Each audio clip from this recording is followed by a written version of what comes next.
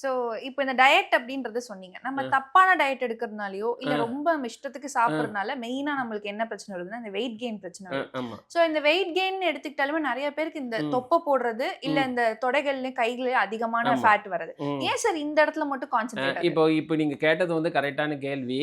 ஏன் அப்டின்னா, இப்ப நீங்க ஒரு வார்த்தை சொன்னீங்க இல்லையா? தப்பான டயட் சொல்லிட்டீங்க.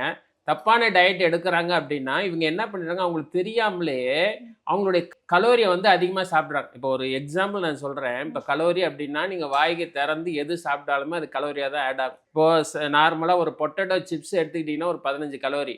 இவங்க என்ன பண்ணுவாங்க, அவங்க ஏதோ எழுதி வச்சத படிச்சுட்டு, இல்ல YouTubeல பார்த்துட்டு இவங்க ஒரு சார்ட்ட வந்து பண்ணுவாங்க.